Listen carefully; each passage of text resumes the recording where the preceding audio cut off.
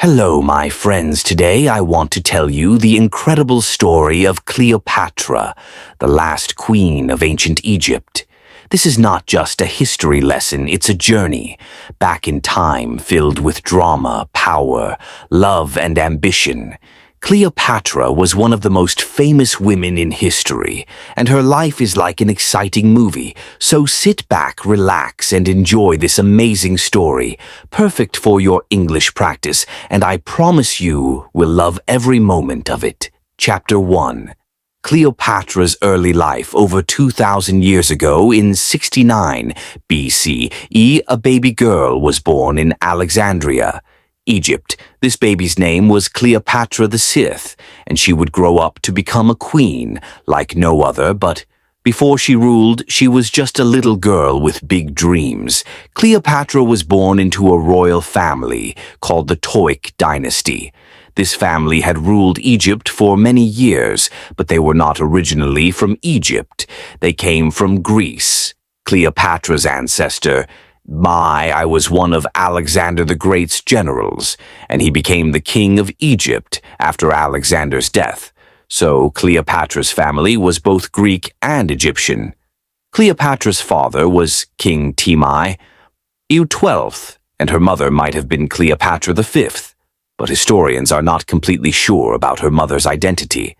Cleopatra grew up in a palace surrounded by luxury. She had servants, beautiful clothes, and the best education.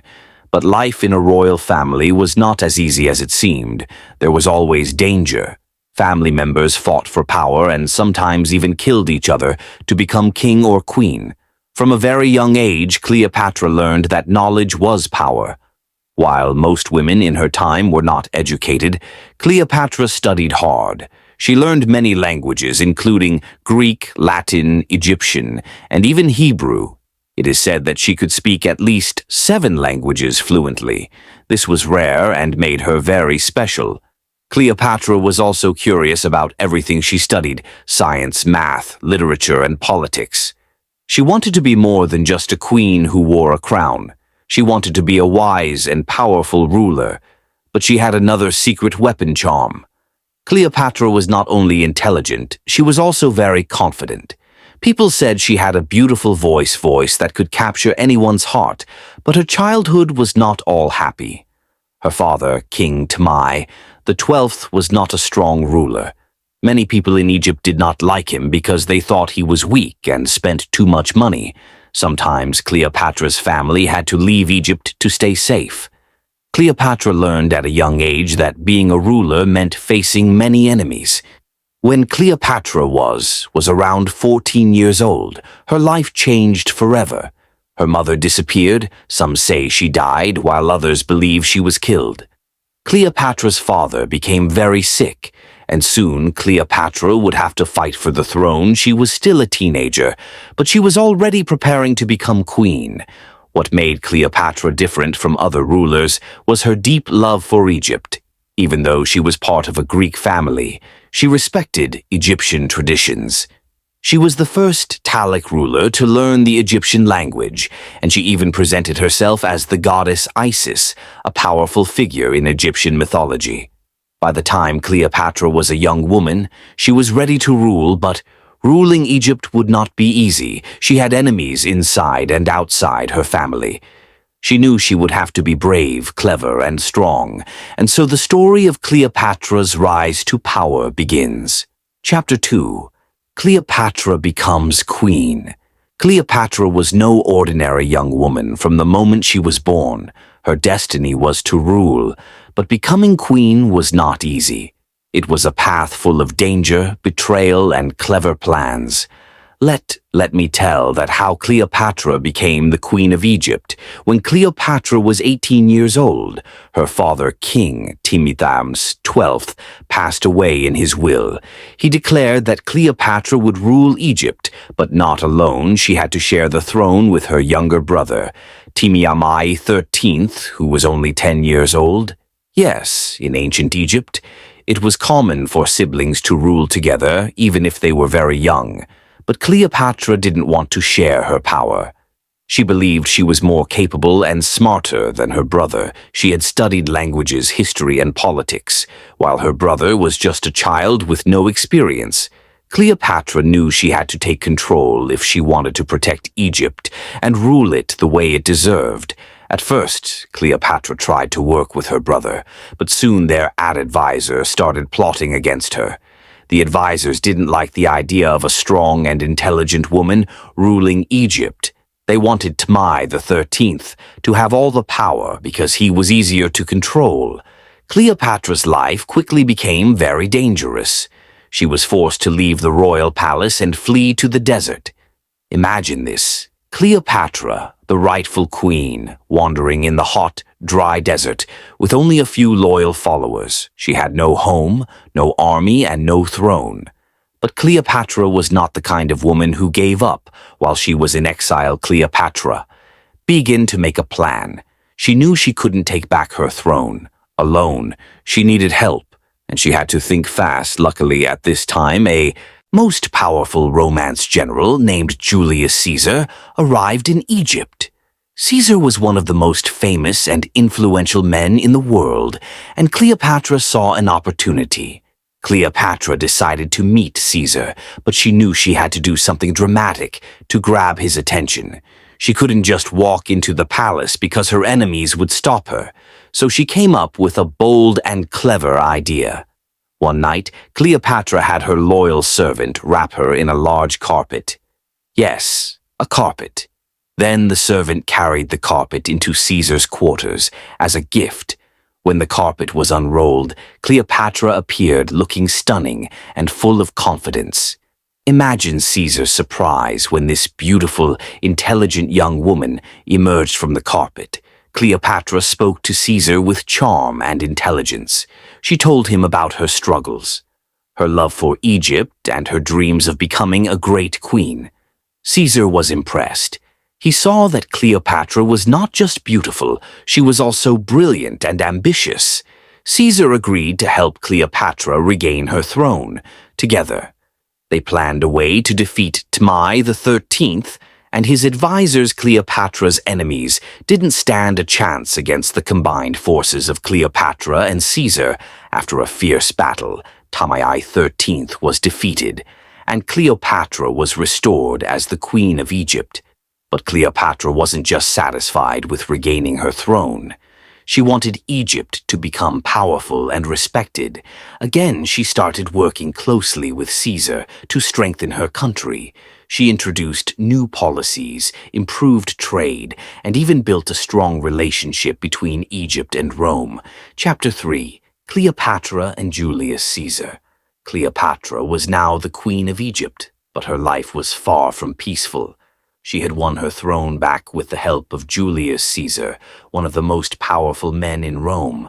But their story wasn't just about politics, it was also about love, ambition, and danger. After Cleopatra defeated her brother, Ptolemy the 13th, with Caesar's help, she became the most powerful person in Egypt. But she didn't want to just rule Egypt. She wanted to make her country strong and respected across the world. She knew that having Caesar by her side could help her achieve her dreams. Cleopatra and Caesar spent a lot of time together after the battle. Cleopatra admired Caesar's strength, intelligence, and ability to lead armies. Caesar admired Cleopatra's beauty, charm, and clever mind. Even though Caesar was much older than Cleopatra, he was around 52 years old, while Cleopatra was only 21. Their connection was strong. Cleopatra invited Caesar to stay in Egypt, and he agreed. Together, they explored the beautiful city of Alexandria, sailed along the Nile River, and talked about their plans for the future. Cleopatra showed Caesar the rich culture and history of Egypt, and Caesar was impressed. He saw that Egypt was not just a land of deserts and pyramids. It was a powerful and wealthy country with great potential. During this time, Cleopatra became pregnant in 47 BCE. She gave birth to a son, whom she named Caesar, but people called him Caesarion. which means little Caesar Cleopatra believed that Caesarion would one day unite Egypt and Rome, creating a powerful empire. She wanted her son to be a symbol of strength and unity, but their happiness didn't last long. Cleopatra and Caesar's relationship caused a lot of problems. Many people in Rome didn't like the idea of Caesar being so close to a foreign queen. They thought Cleopatra was trying to take control of Rome through Caesar. Some even called her a dangerous temptress. Caesar decided to return to Rome, but he didn't leave Cleopatra behind. Instead, he invited her to come with him. Cleopatra, always bold and fearless, agreed. She traveled to Rome with Caesarion and a grand entourage. Imagine the scene. Cleopatra arriving in Rome with gold-on chariots, exotic animals, and beautiful Egyptian servants. She wanted to show the Romans the wealth and power of Egypt in Rome. Cleopatra lived in a luxurious villa provided by Caesar. She attended banquets, met important Roman leaders, and even influenced Roman fashion with her Egyptian style. But not everyone welcomed her. Roman women were especially unhappy because Cleopatra was so different. She was confident, glamorous, and unafraid to stand out. While in Rome, Cleopatra witnessed Caesar's rise to power. He declared himself dictator for life, meaning he had complete control over Rome.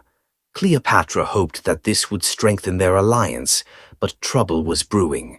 Many Roman senators were unhappy with Caesar's growing power, and they started plotting against him. In 44 BCE, something terrible happened. Julius Caesar was assassinated by a group of senators who feared he was becoming too powerful. They stabbed him in the son and all her treasures and fled back to Egypt. Back in Egypt, Cleopatra was determined to stay strong. She mourned Caesar's death but didn't let it stop her. She continued to rule Egypt with wisdom and courage. She strengthened her army, improved the economy, and prepared for whatever challenges would come next. Cleopatra also made sure to protect her son, Caesarion. She wanted him to grow up as a strong leader who could one day fulfill her dream of uniting Egypt and Rome.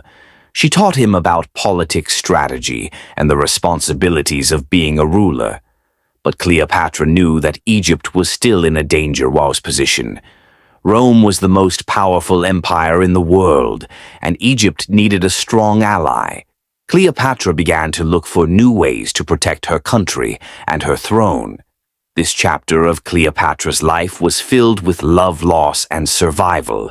She had faced one of the greatest tragedies of her life, but refused to give up. Chapter 4, Cleopatra and Mark Antony. Cleopatra's life took another exciting and dramatic turn after Julius Caesar's death.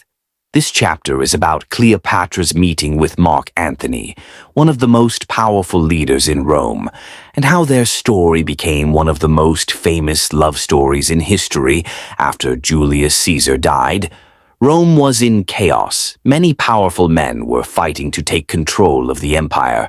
Among them were Mark Antony Octavian, Caesar's adopted son, and Lepidus together. They formed the Second Triumvirate to rule Rome, but it was clear they didn't trust each other. Mark Antony was a brave soldier and a skilled leader. He was strong, handsome, and very confident. He was also charming, and people admired him. Mark Antony had heard about Cleopatra, the beautiful and intelligent Queen of Egypt, but they had never met at this time. Mark Antony wanted Egypt's support because Egypt was a rich and powerful country. Cleopatra, on the other hand, wanted to protect Egypt from Rome's growing power.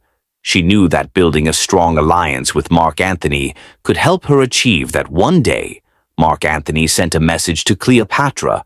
He wanted her to meet him in Tarsus, a city in modern-day Turkey, to discuss their alliance. Cleopatra knew this was her chance to impress Antony, and she planned something unforgettable. When Cleopatra arrived in Tarsus, she didn't just come as an ordinary queen. She made a grand entrance that would leave everyone speechless. Cleopatra sailed to Tarsus on a golden ship with silver oars and purple sails. She dressed as the goddess Afric, the goddess of love and beauty, and surrounded herself with beautiful servants, dressed as gods and goddesses. The air was filled with the sweet smell of perfumes and flowers. When Antony saw Cleopatra, he was amazed he had never seen anyone like her. She was confident, intelligent, and beautiful. Cleopatra spoke to Antony with charm and wit, and he couldn't take his eyes off her. That meeting was the beginning of their powerful and passionate relationship.